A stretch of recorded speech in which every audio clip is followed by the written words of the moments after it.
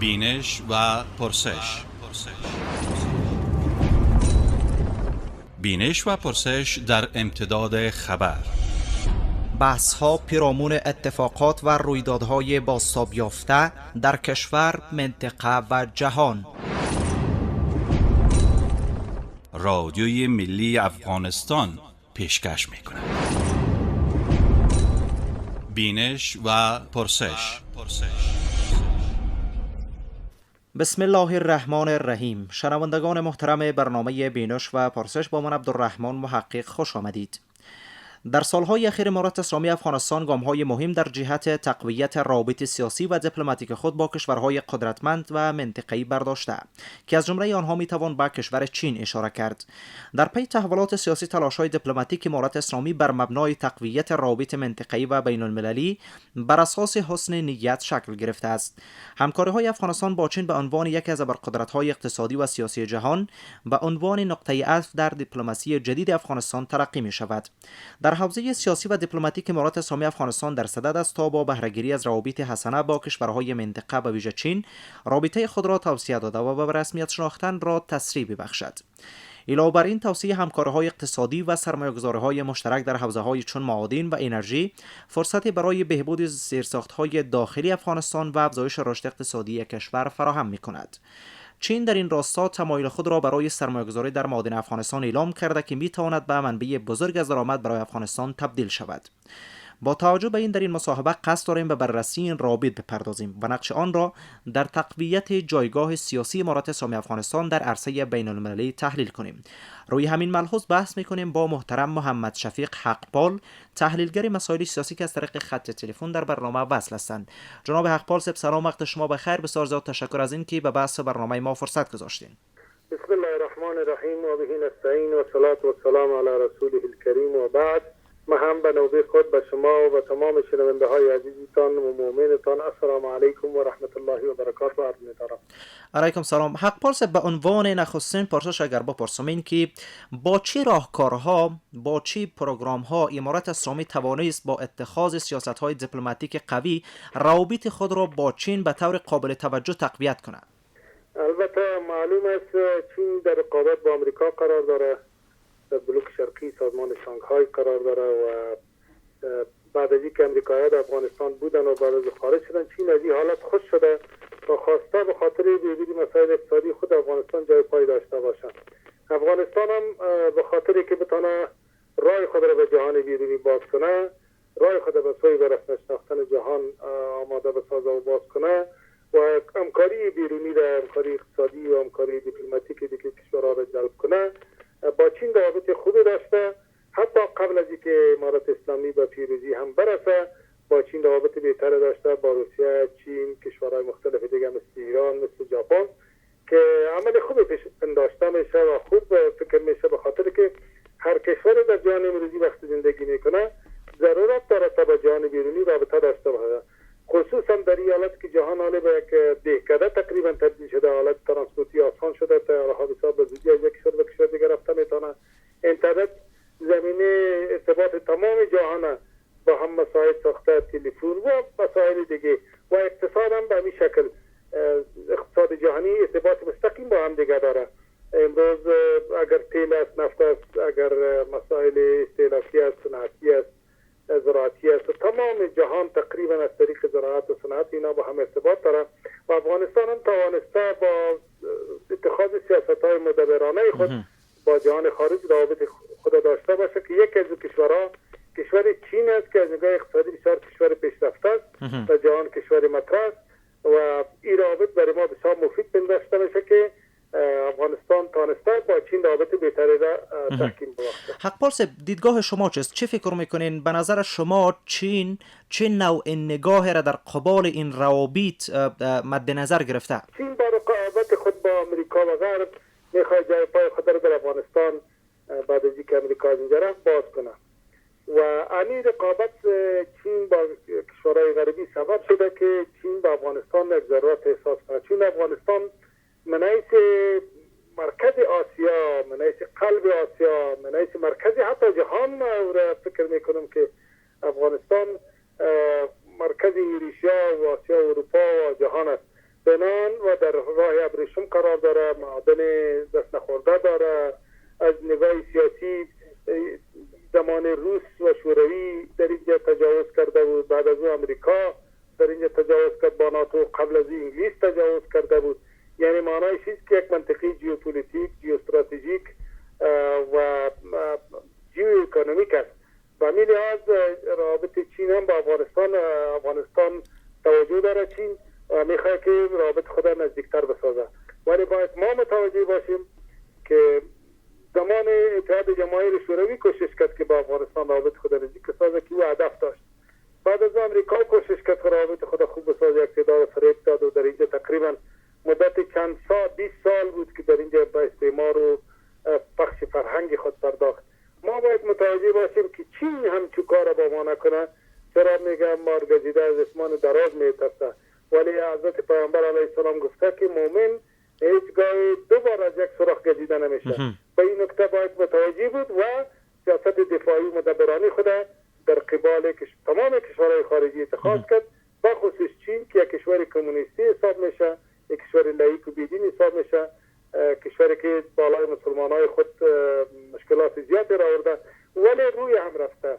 ما چون به روابط خارجی ضرورت داریم، ما به این ضرورت داریم که واردات داشته باشیم، صادرات داشته باشیم، در سطح جهان مطرح باشیم، شناخته شده باشیم، در ملل متحد به رسمیت شناخته شویم، در شورای امنیت نفوذ داشته باشیم. برای رابط ما با چین ضروریه. بسیار زیاد تشکر.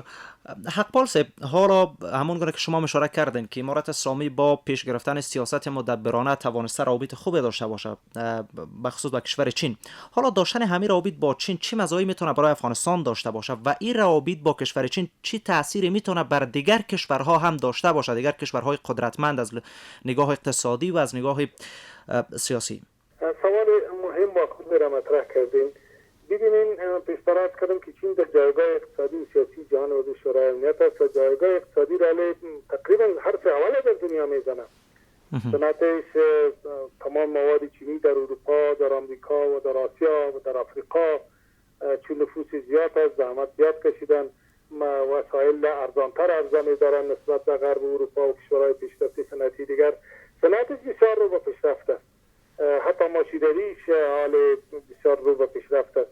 بنابراین روابط ما با اونا بسیار مهم است. ما باید از این اقتصاد پیشرفتی چین چون در همسایگی ما قرار داره رابطه ما باش نزدیک نشه، خصوصا سرک واخانه که ساخته میشه ما یک روابط زمینی هم می‌داشته باشیم که اینکه روابط تجارتی از راه بحر و از راه گوادر پاکستان و از راه آسیای میانه تامین میشه. در واقع مستقیم شاید از طریق افغانستان اونا بتانن راه ما را باز کنن.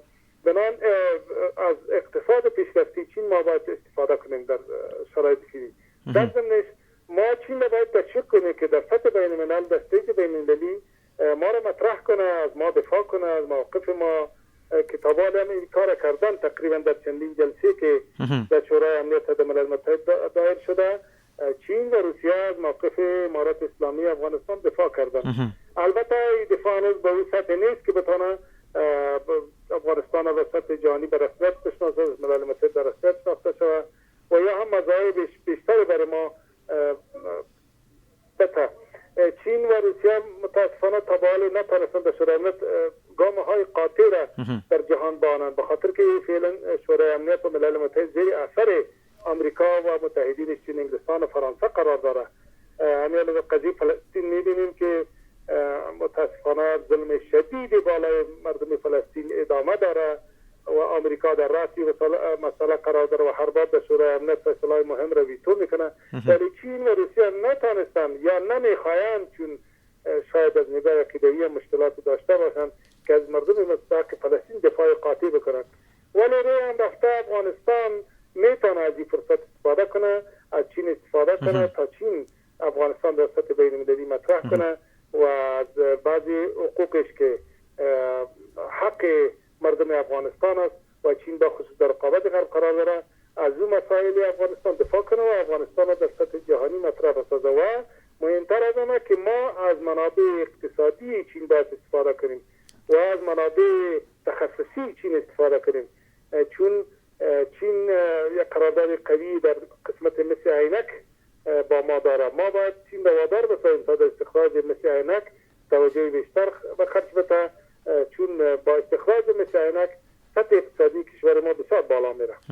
جناب اقبال صاحب، نظر به آنچه که شما گفتین، میتونیم بگوییم که گسترش روابط دیپلماتیک و سیاسی با چین میتونه به بهبود جایگاه امارات اسلامی در جامعه بین المللی کمک کنه؟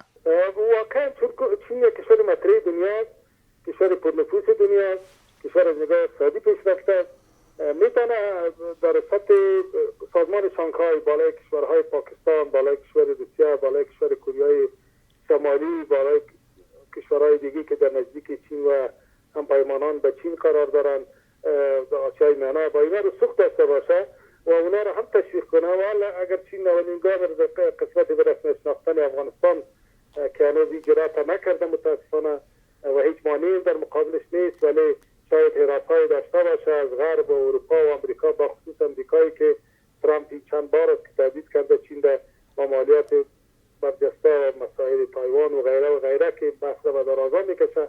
چین شاید از این راست داشته باشه، ولی چون چین هم یک کشور بزرگ اقتصادی است باید جرأت کنه و ما افغانستان، دیپلماسی افغانستان چین را وادار به این کنه، تشویق به این کنه، انگیزه برش بده تا مسائل افغانستان نگذره و مسائل افغانستان را جدی بگیره و افغانستان در سطح جهانی مطرح بسازه. ولی بازم میگم به تمام مسئولین و کسایی که صدا میشنوه ما متوجه باشیم که باز از یک راه دیگه، از یک سوراخ دیگه گزیده نشویم و ما از یک دام خلاص شده در دام دیگه نفتیم. ما باید با احتیاط و محتاطانه با در نظر داشت تمام جوانب قدم بگذاریم و رابط خود با چین نزدیک کنیم. بسیار زیاد تشکر. شنوندگان محترم، ادامه بحث را پس از یک وقفه کوتاه شنونده باشید. 34 34 خبرونه برنامه 34 گفتگو با شنونده ها و مقامات در 34 ولایت افغانستان. د اوریدونکو او مسؤلینو سره خبرې اترې در برنامه 34 34 خبرونه په 34 خبرونه کې. شنوندگان محترم برنامه بینش و پرسش دوباره به ادامه برنامه خوش آمدین. جناب اقبال صاحب، امارات اسلامی چگونه توانسته از فرصت‌های سرمایه‌گذاری چین در بخش‌های کلیدی مانند معادن و انرژی استفاده کند تا بتواند به توسعه پایدار اقتصادی دست پیدا کند؟ اولا اینکه فعلا تعهداتی که چین از قبل با افغانستان گذاشته، خصوصا در قسمت معدن مثل عینک براتون عرض کردم، باید چین را تشویق کنه بیشتر، اونا را جرأت بده، موانع را از راه برداره تا بتونه این بیاین و مستقیما در استخراج معادن مثل عینک کوشش کنه. ما اطلاع گرفتیم که یک تعداد از مسئولین افغانستان با خصوص در قسمت انرژی به چین سفر میکنن.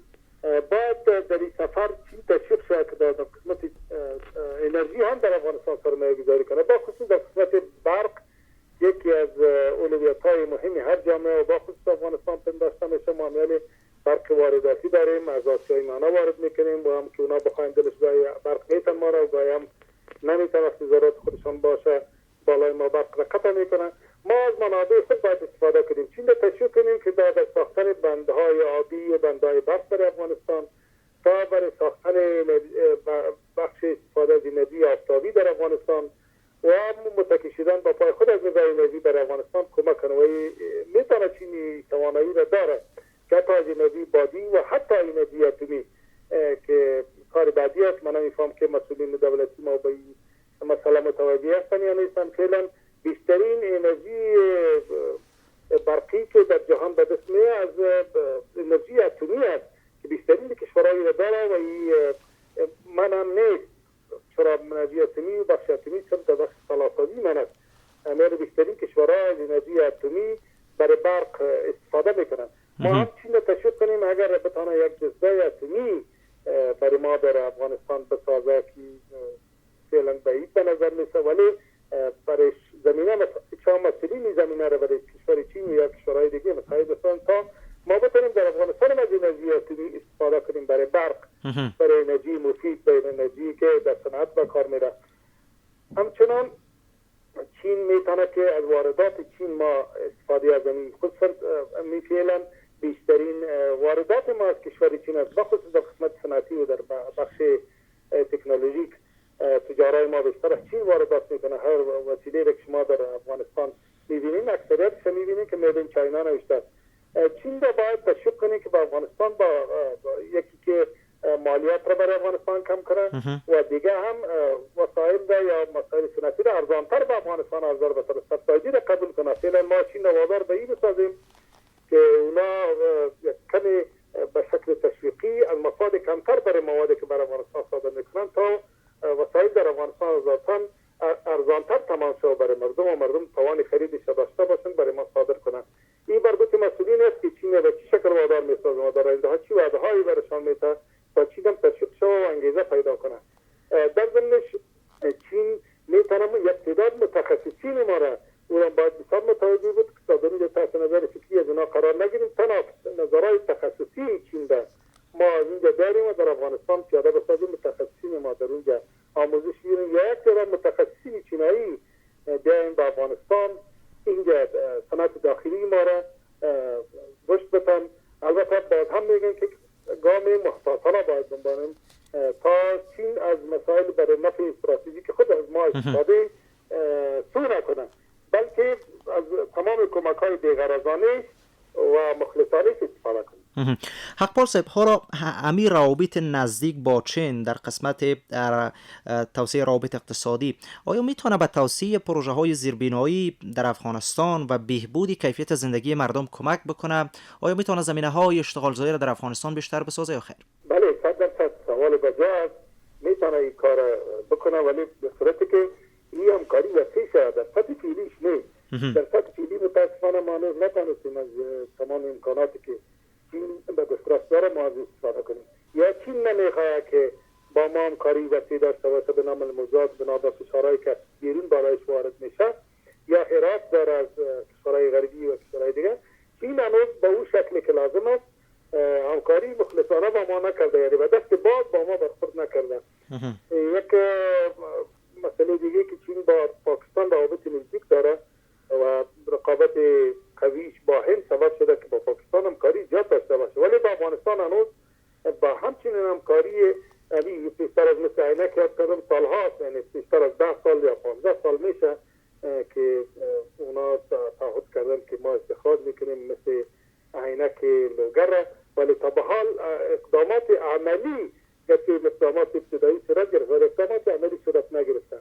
همچنان در بخشای دیگه هم چین همکاری شاید باید که با ما کنه هنوز نکرده، ولی امکاناتش هست که چین تشویق شد و ما باید گاوا بگذاریم. امارات اسلامی هم متوجه است که ما از کشورهای بزرگ چون افغانستان کشور جنگ زده است، اقتصاد و تحصیل و تخصص و همه چیز در اینجا در سطح پایین قرار داره. ما کدام ممانعت شرعی هم نداره که ما صنعت، تجارت و تخصص چین در افغانستان اقتصادی از این به عمل بیاریم. بسیار زیاد تشکر جناب اقبال صاحب. حالا شما چه فکر میکنین؟ چه اقداماتی توسط امارت اسلامی در عرصه سیاست خارجی صورت گرفته که نشان دهنده رشد دیپلماتیکی حکومت امارت اسلامی در تعامل با قدرت‌های جهانی مانند چین باشد؟ طبعا گام‌های برداشته شده، با روسیه روابط نزدیکتر گرفته شده، نمایندگی دیپلماتیک ما در اونجا وجود داره، وقت وقت با اونا نشست‌های صورت میگیره. همچنان آسیای میانه کشورهای تحت نفوذ روسیه هستند، با اونجا روابط ما بسیار نزدیک شده، با ازبکستان، با ترکمنستان، با قزاقستان و قرقیزستان که گپی بسیار خوب است. همچنان چین که قدرت بزرگ جهانی از نگاه اقتصادی و از نگاه نظامی است، با اونا هم روابط گرفته شده، روابط دیپلماتیک ما بهتر شده. سفیر افغانستان در چین حضور داره، هرچند که تا به حال ما به رسمیت شناخته نشدیم توسط هیچ کشوری، حتی چین که ما روابط بسیار خوبی هم داره در سطح جهانی، ولی باید گام‌های بیشتر هم برداشته شود.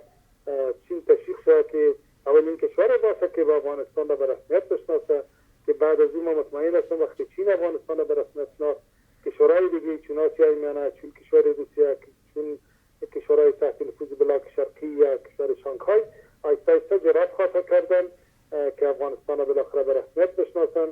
کشور ایران که از متحدین چین و روسیه در منطقه پنداشته میشه، اونا هم به رسمیت خواهد شناختن. ولی گام اولی خوب است که چین بگذاره، چون کشوری در نگاه جهانی مطرح است، در شورای امنیت رول داره.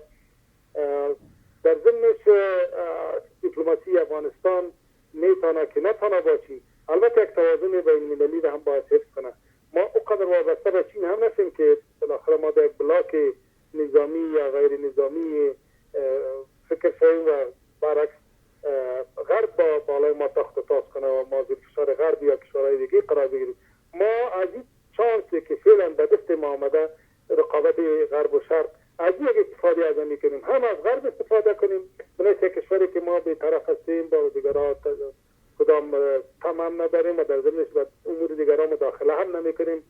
با تمام کشورها باید رابط خود تحکیم ببخشیم و فقط هدف ما بهبود بخشیدن زندگی مردم، بهبود بخشیدن اقتصاد مردم، بهبود بخشیدن پایه‌های دولتی و استقرار دولتی تا بالاخره در آینده ها بتانیم خود افغانستان یک قدرت مستقیم قوی در منطقه شود و نه تنهایی که ما به دیگران ضرورت نداشته باشیم و خیر به روزی برسیم که دیگران با ما ضرورت داشته باشند. بسیار زیاد تشکر. به عنوان آخرین پرسش اگر بپرسم این که حالا چه راهکارها میتونه به توسعه بیشتر این روابط به سطح جهانی کمک بکنه؟